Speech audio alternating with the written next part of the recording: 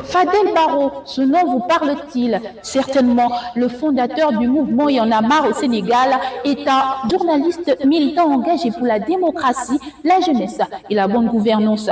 Actuellement au séjour à Montpellier dans le cadre de l'Euro-Africa. Pour vous, nous l'avons rencontré.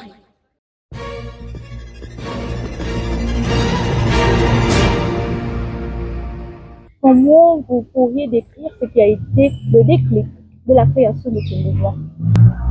Il y en a marre au début, c'était très spontané, c'était un mouvement de gens qui avaient l'habitude de se rencontrer, de se croiser à l'époque.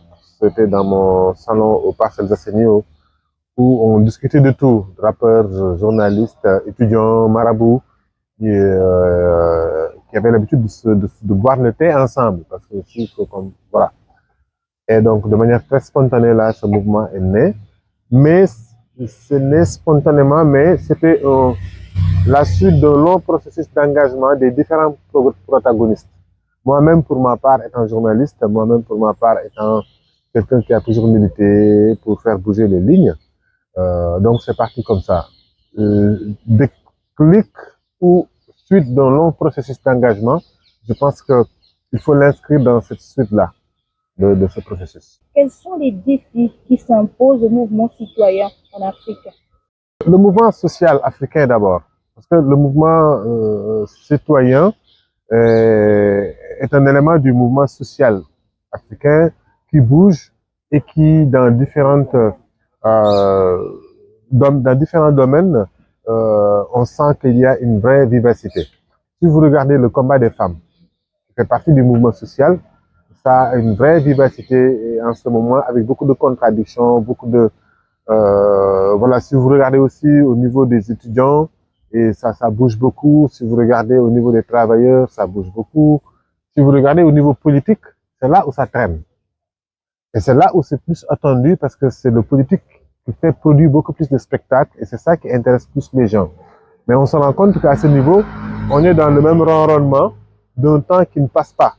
Et d'un temps colonial ou post-colonial, mais toujours est-il que qui est fait avec ces mécanismes, ces partis politiques classiques qui ne bougent pas, où le népotisme et le clientélisme prennent complètement le dessus, ou qui n'est plus une fabrique de performance, de fabrique de l'épanouissement des Africains, mais plutôt un espace de convoitise entre une oligarchie mafieuse qui est là depuis les indépendances, et qui a capté toutes les ressources et qui sont aussi au niveau de la politique et qui se succèdent au pouvoir dans tous nos différents pays. Et faire face à, c'est ça le mur.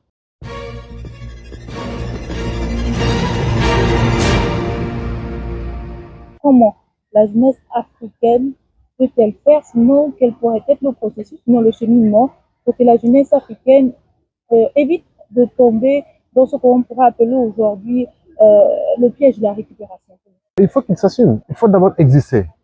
Les gens n'existent pas en Afrique. On existe à travers les existences des autres.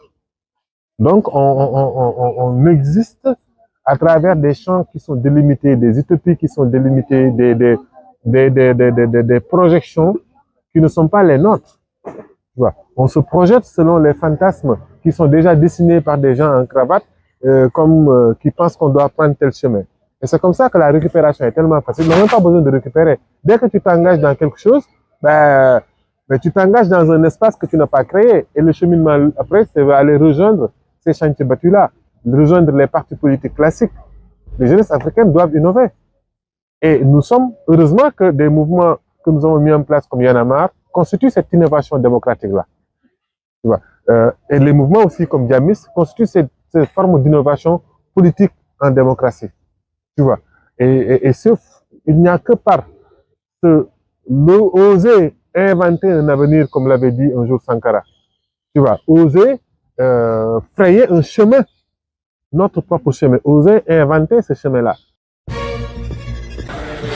Nous étions donc avec Fadel Barro et nous espérons qu'à travers cet entretien, vous avez pu comprendre comment est né son mouvement, quelle en est la portée et surtout, quelle est la responsabilité de la jeunesse africaine. C'était pour vous, les jeunes et les hommes, en direct de Montpellier.